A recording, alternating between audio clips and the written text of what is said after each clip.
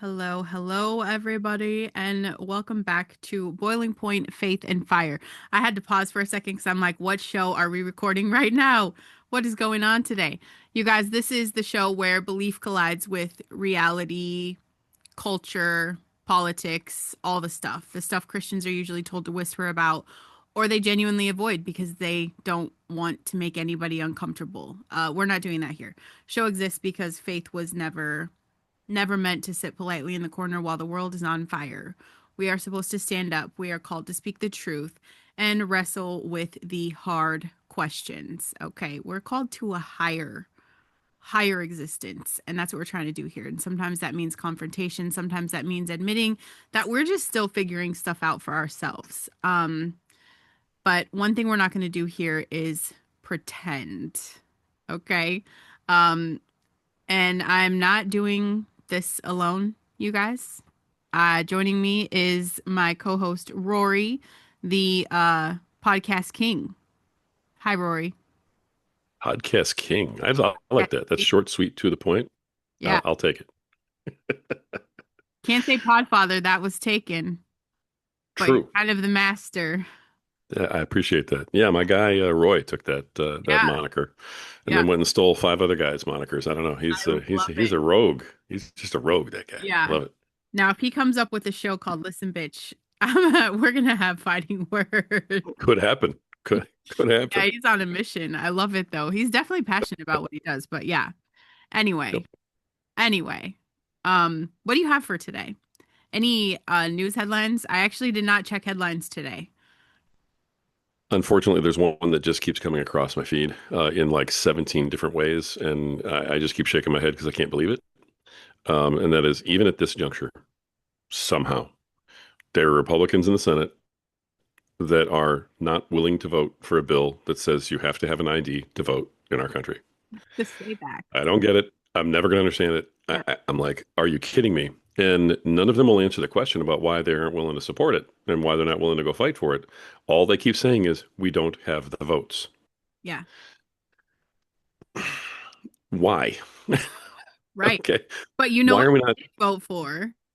Like we can't Oh, vote for voting integrity, but we will vote to protect everyone's sexual misconduct. So if that right. does not tell you the state Yeah. of our government right now, I don't know. I don't know, you guys. It is crazy to me. And voter integrity. It's very Well, simple. Having votes are public. the They're same thing public. that you need to drive your car, Yeah. to, you know, everything. Like everything. I buy my husband freaking whatever and I get carded and not a big deal. But to vote, it's free game. It just doesn't make sense. You know why they're Yeah. And vote. Well, the votes are public too. So, call the vote. If you don't have the votes, great. Call the vote and prove it. And then any Republican who didn't vote for it can stand there and tell the world why. right. And they won't do that. So there's all this deal making behind the scenes where nobody wants to embarrass anybody else. Yeah. And I'm like, what are you doing? They're guaranteeing that we lose the midterms. And God help us all when that happens. It Yeah. will be President Hakeem Jeffries. President Jeffries is what you're going to It was have a joke. if I mean, they people are win. gonna laugh that off. People are gonna be like, ha ha ha, he's so funny. No, I get it. You guys, it's No, not a joke, and we're not being funny. That is literally what is coming. It's 100% that's what's coming. and everything you hate, everything you've complained about, even now, do you think that's gonna get better? Because it's not. It's definitely not. No, any progress that anybody saw on anything in the last year plus, gone, gone. Gas prices skyrocket overnight. Yeah. Everything in the world changes overnight. Illegal aliens take over the country overnight. It will literally be that fast. And I mean, that's how bad things are. And that's what Republicans are going to let happen. And I'm just sitting here going, you fought your butts off to get back into power. And now you're shooting yourselves in both feet to make sure you can't take another step. And I don't know what to do with that. So that's what's on my feed this morning is just anguish and despair. And are you joking Yeah. anymore? Yeah. Because yeah. Yeah, they can come together for that to say we're not going to release the names of who did what, but they won't put the vote out. At this point, Thune, dude, if you aren't willing to have a vote so that everybody can see who votes for what, get Yeah. out. Get out. Quit, step down, get out. He's the worst thing that happened to the entire MAGA movement is that guy. And I knew it when they elected him Yeah. as the majority leader. I went, well, that goodbye to the agenda. It's over. Really awful. So yeah, that's on my plate. But hey, I'm sure you have three or four things that you want to throw out there. Well, I'll talk about what I did see on my feed. And I didn't go through I didn't go through headlines like actual news. So I don't know if anyone's talking about it, but I saw a clip of Trump in the Oval Office dropping the hammer on the Russian hoax. Like it's payback. And Flynn is behind him, calling it treason. And this is about Obama. Like he literally said, I'm coming for you. Because he's the one that kicked off the whole shady mass. We know it was true. We know what he did. Like, guilty. He's caught dead to rights using, if he was using the intel agencies, you guys, to spy on Trump's campaign. And he cooked up this fake Russian story that we all knew that's what he was doing, basically trying to steal the election before it happened. And I mean, Trump, this was out of his mouth. He said he's guilty. This was treason. And that's that is definitely not subtle because I mean, you could tell people were kind of stunned that he's talking about that. So, my question, obviously, I'm like, man, could it be possible? Because I've not seen I mean, I don't know. Could Obama actually face justice? And what I know to be true, you guys, I know everyone gets really impatient because y'all got that microwave mentality and you want everything now, now, now. Like this is not an overnight handcuffs moment, but I do feel like the ball is rolling this time because there was the referral and the investigation kickoff is done. Tulsi already dumped a pile of declassified docs showing Obama's team's fingerprints all over this conspiracy, misleading the public, rigging intel reports. She sent a criminal referral straight to the DOJ. Now I don't know how much I really I don't know if Cash is going to drop the ball on this, but they did set up a special task team. They're digging into this, like they're taking it serious. They're pulling records. They're interviewing witnesses.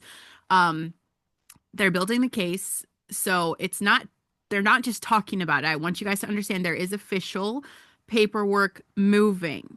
And what happens if the evidence stacks up between the texts and the emails and Obama's signatures on the bad intel, they go to a secret jury, a grand jury. And those folks decide if there's enough to indict. So this is where stuff gets muddy because are these guys bought and paid for? But this would be the basic formal, like your charged paper for treason or related crimes, like obviously the conspiracy to defraud the government. That is where they would get the arrest warrants. Okay. So you can't really hide behind that former president excuse. Indictment, you guys, this is the process. Okay. I know we learned this in like the fifth grade. So a lot of people forget kind of how the system actually works. That's when you go to court. And that's when prosecutors will lay out proof in an open trial. And if he's actually convicted on treason, which would be rare as hell because Constitution kind of defines it super narrow. Helping enemies or making war on the US, it's heavy, right? That's life in prison, that's death penalty, and it's really almost never used. They'd likely charge like conspiracy or obstruction for stuff. And my question is too, because I feel like, isn't that a massive roadblock? And I don't know a lot about how far this goes, but presidential immunity. Like, I think that it was the Supreme Court, and you guys can correct me if I'm wrong, that's fine. I think it was the Supreme Court that ruled that ex-presidents like Obama get rock solid protection for anything that was like an official act. And I use that in air quotes while you guys are listening, because official act, like Obama's not an idiot. I feel like he knew what he was doing and he has weaponized our justice system because he's smart about that stuff. He's very smart about that. So I'm a little, both sides are going to be looking for like the loops to get through this. Um, but I don't know. I don't know if this means that, prosecutors can't even touch this or use it as evidence in court. Um, it's all official White House business, right? The whole Russian intel mess was official White House business. So, unfortunately, what could happen is a judge could just toss this out. And especially if we have a Democrat judge, if we have a Soros funded judge, if we have a judge that has sold his soul, like that really sucks. It sucks because the proof is here. And again, this is where the system is going to kind of fail us. But totally official, they're going through the process, and immunity doesn't block the investigation. I know that much, just the trial on that stuff. So I know Trump's team is going to hunt for all the angles to catch this, from slipping past it, like maybe new evidence or kind of they need to frame it as an unofficial conspiracy. So, yeah, Trump Trump lit the fuse today. Flynn's Yeah. hyping it. DOJ's grinding away. Could happen if they thread the needle on the immunity issue and prove the treason level betrayal beyond a reasonable doubt. But the system is slow on purpose. And I just, you guys are gonna, I'm telling you about this, and 6 months from now, you can be like, what the hell happened? He's not in prison. I mean, this is why. It takes time.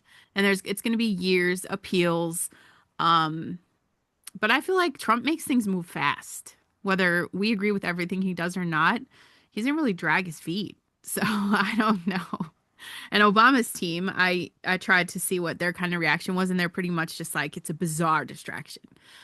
The machine's moving, so Right. we'll see. And absolutely, this would be epic if it sticks. And then why not the Clintons next? There's something fishy about those guys too, anyway. But I don't know. Yeah, they're gonna do what Hillary did back in the Monica Lewinsky days, and they're gonna say it's a vast right-wing conspiracy against Barack Obama, and it's all fueled by racism, and that's going to be the entire thing. Oh, Barack Obama never sees the inside of a jail, never sees the inside of a prison. Um, if anything happens, my take on this, I love that they put it in Tulsi's hands because she's so independent of all the other stuff. I think they almost saved her for this. It was like she's the pitcher that was made to come in to pitch this game, nice. type of thing in the World Series. And I think she's been prepping for it, and this has been it all along, and the whole bit. So the only time you've ever seen her anywhere is at Mar-a-Lago, talking about stuff like that, and seizing records for elections and stuff like that. So um, I think honestly, this is a good ploy. I think this is Trump coming out hard, and I think he's going to get some concessions that he needs somewhere along the way. Like, hey, I need this person to stop this, or we need this to end. You have control over that. Yeah. Do that. We pardon you. You walk away. Yada yada. Otherwise, we drag you through the mud. We do this. Yada yada. You got to spend millions on lawyers. I just think it's a big negotiation because the one thing about Trump is he's the master negotiator. He's the negotiating king. And he's not going to go into anything single-minded and go, "Oh, I'm going to get him." What do you win by getting Obama? Yeah. No judge is ever going to put him in jail. Right. If it goes in front of a judge, it could get dismissed. Everybody knows that. You just said it. Yep. I mean, no liberal judge is going to put that president in behind Not bars. at all. No way in the world. He's revered by that side of the aisle. But there's a ton of evidence, and there's a ton of probably really embarrassing stuff that could come out that could really damage him publicly. Yeah. And I think I think they have some other stuff on him, Yeah. and they're going to frame it this way. That explains why there's cops at his house and why he's coming in and why, Yeah. but I think there's other stuff going on behind the scenes. Maybe they I, finally realize Michelle's a guy. I mean, who knows? yeah. You know, something like that. But Yeah. hey, Brock, I need you to not do this. Give this up. Give us that. It'll be a minor charge. You admit to it. You can't run for office again. You know, we signed this paperwork and you ride off into the sunset. And then you can claim that you were harassed and I was wrong and everything else. But I need this from you right now. Yeah.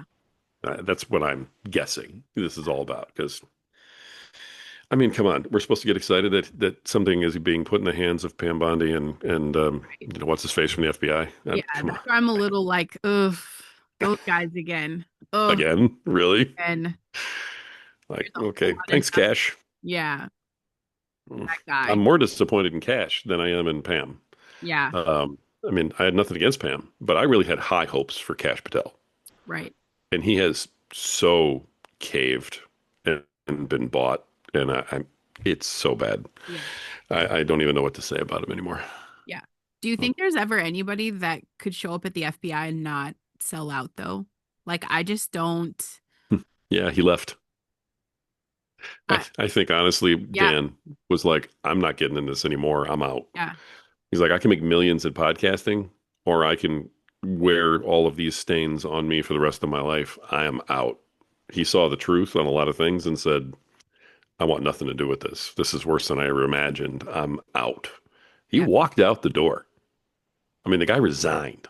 yeah, This is the same guy who left multi-million dollar empire industry, had the biggest radio talk show in the whole world because he took over for Rush Limbaugh. yeah, He had it all, gave it all up because of his belief yeah, in the system and Trump and the whole bit. Gave all that up. And a year later is so destroyed by everything he saw that he's like, I'm done. I'm out. yeah, You don't give all that up unless you really do believe that what you're doing is right.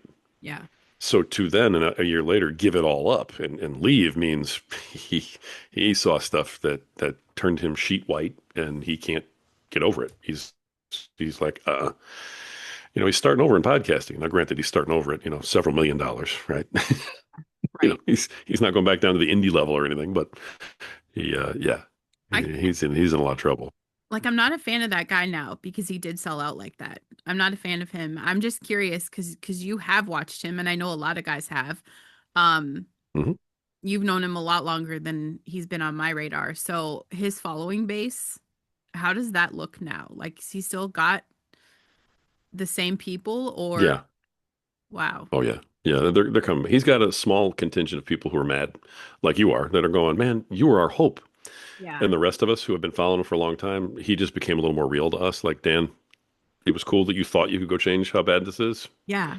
but now you've realized it. And now all we really want from you is to just get back to exposing some stuff. Yeah. What can you tell us about what you learned? Anything? Yeah. You know, Has he exposed because he's anything? always done it. Hmm? Has he exposed anything? No, no. He claims he's gonna at certain points. They're gonna kill him Um, if he did. He won't. he won't. I mean, there's a secrecy thing. There's all these NDAs that you have to sign when you're that way. He saw stuff that was top secret, Yeah. classified beyond belief, that like only the president and him and Cash get to see. He he found out things he doesn't want to know. Exactly. And so there's a lot of sympathy for guys, for the folks like me who followed him religiously Yeah. before he left. I mean, I listen to him every day. I really liked the stuff he put out there. I liked the way he did it. But there's a lot of sympathy from us to him because, like, he tried to go change the world, like, really actually did try, Yeah. gave it all up. And we're all like, man, you gave up millions and almost lost your marriage over this. Yeah. And you woke up and said, you know what? It's not worth it. I'll try and do a little bit of change some way, some other way. I'll try and help some other people change it, but I can't do this alone. And he saw stuff that shook him. Yeah. And when he talks about certain things now, you can see that he's shaken up. He's not the same guy with the same fire in some instances. It almost looks like he's seeing ghosts behind his eyelids when he's telling some stories. Yeah. Yeah, he's a little broken right now. And there's a lot of sympathy from guys like me because I don't think I could have handled it. That's the Really and thing. truly. That's why I respect Trump so much. And it confuses me where people forget like he wasn't a politician and he did Yeah. walk away from a lot of things to help this country. But he has balls that I think Bongino doesn't because he stuck with it. And whether that means like he had to compromise on some of his values and ethics, I still think at the end of the day, he makes a lot of decisions because he does care about this country. I think, the fact that he's disrupted a lot, like Mm. even just thinking about where we are with the whole Iran situation. You guys know like the mainstream media is going to do what the media does. So like half of them, yay for the operation. The other half are like World War III. And like no one's actually given us the full picture of everything. And I will say this that we don't know what we don't know. Like Trump is going to know things that we will never get to know.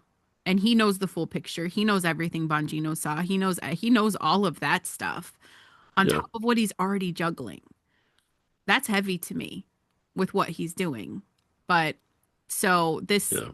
you know, yeah, I'm just gonna go into my Iran thing, I guess, because I do want to talk about that today. And in the end, I want you guys to understand because I listened to this podcast the other day. Um, it's Promethean something, I forgot, but like this Hmm. lady is just like so soothing to me. I love her. He's good. Yeah. I like that one. Yeah, I listened to her show. Um, we did kill Iran's supreme leader. You know, no one is gonna say that they're trying to put his son in his place, which means like nothing's changing. But you know, Trump said he expects, this to last several weeks. And, Hegseth confirms I made sure today I checked this. There's you guys, we don't have troops on the ground inside Iran. And the media is freaking out about that, about their kids having to be drafted. First of all, nobody's drafting your Democrat kids. Okay? Like they don't even know their gender. I assure you you're safe. Okay? Your little girls are safe, all of them. But it's really just an on-air campaign, really. But this is what everyone's buzzing about. NBC reported that Trump had privately shown interest in deploying like a small contingent of ground troops for a specific strategic purpose. We don't know what he knows, but publicly, he keeps reassuring people that we don't need them. So he's not going to take it off the table, though. He'd be an idiot to. The whole point of this, again, like I said, we have his son taking over. Um, and I literally had this guy, this guy on another podcast where he writes a book about the how we lose wars. Like we're really good at blowing shit up and breaking things, but like we lose the war because nothing ever really changes and gets fixed in these other countries.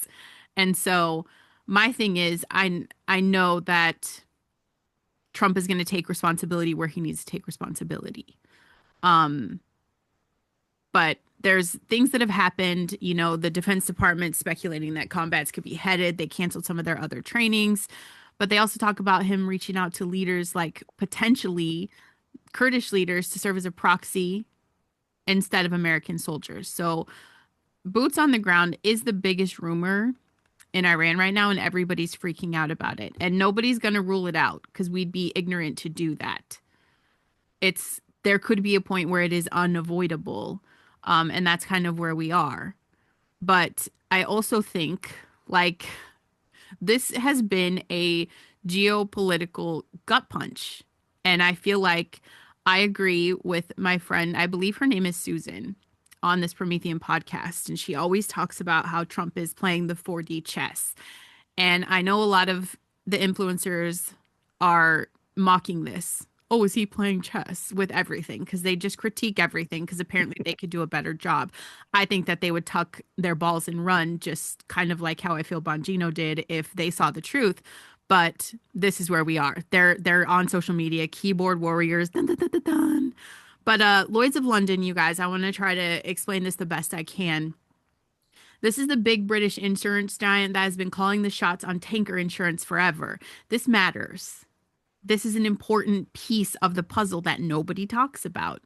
But they suspended coverage through the Strait of Hormuz, I think it's called. I don't know how to pronounce it, because of the chaos with like the Iran strikes. And, you've got shipping risks that come along with that. They basically choked off a ton of global oil flow.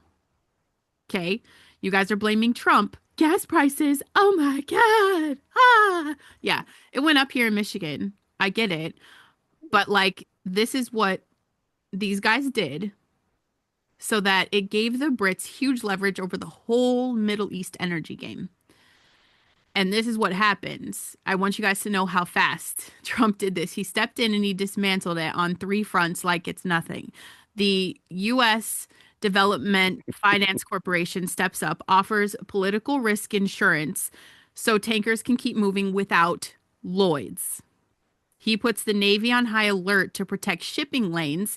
No more games. Like, we will literally escort your ship if we need to. And then he eases up on sanctions for Russian oil while he's talking to our friend Putin, opening up alternative flows so the world isn't totally dependent on one narrow strait getting shut down. Boom.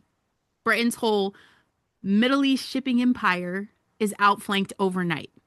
And it was literally that fast. It was fast. And I mean, now we could just say the UK is a former ally now, and that is savage. Okay. Trump is basically saying, you guys want to play gatekeeper, fine. I'll just reroute the entire board. And on top of that, the US is quietly telling Israel to chill the F out on hammering Iran's energy infrastructure. And it's not because we're going soft. I know their strategy behind it. I believe that. They want Iran's oil sector, obviously, mostly intact. So after the regime falls or whatever happens, we can flip it into post-war cooperation instead of turning the place into a smoking crater that nobody can use. Like, we don't want to destroy it. Plus, keeping some Iranian oil online stops China from getting completely squeezed and going nuts, right? So we're not trying, we're just playing it cool.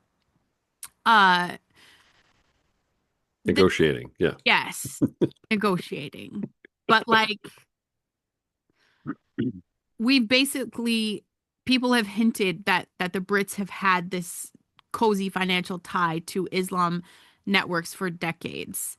And they contrast that old neocon crowd, right? Who would they would love nothing more than a full-on Iraq style war, you know? And Pentagon, I guess some people are like, this is in 2003. You know, we're not doing regime change chaos again. Like, we want to play for smart stability. So, my thing is, you guys, our president just flipped the script on global energy power. He sidelined an old British financial chokehold, keeping oil from spiking into literally Armageddon territory. And he's setting the stage for whatever comes next with Iran without letting it turn into an endless battle. And I feel like that is who he has shown us he is. Disrupt, protect American interests, and make everybody else adjust to the new reality. And I feel like everybody loses that because of the media. Okay? Because the media, they're doing what they always do and they run around with their hair on fire trying to scare you into panic mode. Gas prices are going up. That's all I've heard this week. Oil prices are spiking, and every headline is screaming, like, oh, Trump just brought us back to 1979 again. We're about to live in Mad Max. Like, you guys. He's calling for Iran's unconditional surrender. The second he did that, every financial outlet, especially out of London, of course, oil crisis. It's all manufactured. It's manufactured panic. Okay. The city of London, not the regular British people. I'm talking about the financial district. Okay. The big insurance players. That's it. That's it. They got the plug pulled out of their little deal. That's it.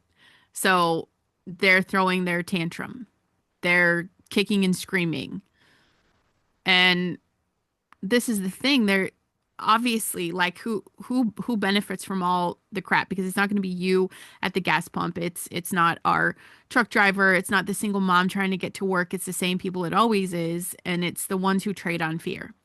Like there's people shorting the market and making billions while you're paying $5 a gallon and you panic about how you're going to feed your kids. It's the financial game they play. And if you follow and connect the dots, that's what you're really going to see. And what they don't want you to know is that Trump did see this coming. He saw it coming. He already moved on it, putting a $20 billion US maritime reinsurance in the escort plan. He did that. We don't need Lloyd's of London anymore. They can eat it. They're done. They're done. He's doing his job where nothing stops. So was there a little blip? Yes. Did everybody freak out? Yes. Your oil guys, those are the ones that are like spike it, spike the gas prices. It's not like Trump made a call and said, "Hey, I need y'all to move it up $1." Not happening. Not happening. And Yeah. this Barbara Boyd. Barbara Boyd is her name. You guys have to look her up because she's been watching this stuff for decades. And, you know, I talked about before how she kind of lays out that this is the same playbook that they've used, like in 79 when everyone's screaming about that. When Iran was modernizing the country and building up their industry and going nuclear for energy, the financial powers didn't like it. And so they got overthrown through a combination of like the human rights campaigns and whatever, blah, blah, blah. But again, prices go through the roof. Who benefits? London banks. London banks. London banks. And here I was just always blaming Israel. London has a hand in a lot of things financially too. Okay. So I do think that everything that Trump is doing, he's actually removed a long standing economic weapon here that financial interests have used for a long time. Iran's been the boogeyman because they pull out every time they need to spike oil and crash an economy. And now they're just trying to use it to tank Trump's pro worker economic agenda before the midterms. That's their game right now. And I'm telling you, do not panic about the dumb stuff. Don't panic about the gas prices. The spike is artificial. I don't know. I haven't been out anywhere in 2 days. I don't look at the gas station on the way to the gym. I have no idea what prices are today, but I'm saying it's temporary. This is just built on insurance games and media fear. It's not an actual supply crisis. The United States is energy dominant. Thank you, President Trump. We produce more oil than we consume, and Trump is actively doing his job, cutting out the middleman for this. And when that stuff takes hold, everything's in motion, prices will come back down, and they're going to come down fast. We are not dependent on Middle East like we used to be. The fundamentals are completely different. So when you see them climbing and someone wants to say the sky is falling, like somebody's getting paid off your panic. So don't be a useful idiot. Don't give in to them. I need you to stay informed, stay calm, and I want you to see what really happens instead of them telling you what's gonna happen. You know, I just want you guys to pay attention. I want you to be resourced. I want you to dig deeper than what they're gonna show you, literally, because they don't tell us everything, and we still don't know what we don't know. Great rant. Oh my Yeah, gosh. Like really, really, really good rant. You unpacked so many things. I mean, we could do three more shows on yeah, the things that you touched on just in that rant. Not the least of which is England's utter complicity yeah, in what's going on with their immigration situation, with the radical Islam Brotherhood and everything else that's going on. They have deep, deep, deep Muslim ties, and they decided they were going to turn England into a Muslim country, yeah. and that's one of the reasons why. Is because they're making all sorts of money hand over fist through their connections. And I think that's one of the reasons why Trump has had nothing, wants nothing to do with, anybody up there, with the whole English alliance. Yeah. Since he came back, he has had nothing but disdain for them. And he's like, we all know what you're doing. They're trying to like cash out, through the radical Islam movement. That's why they're trying to turn their country, trying to Dearborn their whole country. Yep. Just like happened in Dearborn, Michigan. They've been practicing it everywhere. So none of this stuff is an accident. Nope. You know, it's going to be another stronghold for that Muslim rule, around Israel, within striking distance, on that side of the pond, so to speak. And that's what they've wanted to do for a while. And they're all complicit in it. Yep. And you can't just hand it over. You have to do it. You have to do it over time. So they've been doing that by flooding in more people that can then vote in these elections. So yeah, it's the whole thing is really, really deep, very intricate. You laid a lot of it out really, really well. And the problem is none of it's ever going to see the light of day in terms of mainstream media. If Correct. you put that on Facebook today, it'll get taken down by the night, Right. because nobody wants anybody else to know. So I keep talking about it, keep I pushing think it Facebook so jealous. that maybe somebody hears it. Yeah, exactly. And I want you guys to Right. do your own research. Like read the actual executive Yeah. orders, read the actual military briefings that are public. You can find that. It just takes a little bit of time. And I want you to look at what's really happening from multiple sources, not just the ones that confirm what you have been told to believe. I want you to challenge yourself. I want you to think critically. And that is your job as a free human being in this country. And for the love of all things holy, read the Bible. And I'm not saying that as like a cool bumper sticker or a light suggestion. I'm saying that as someone who is watching the world lose its ever loving mind. And the only thing that keeps me grounded is what he has to say.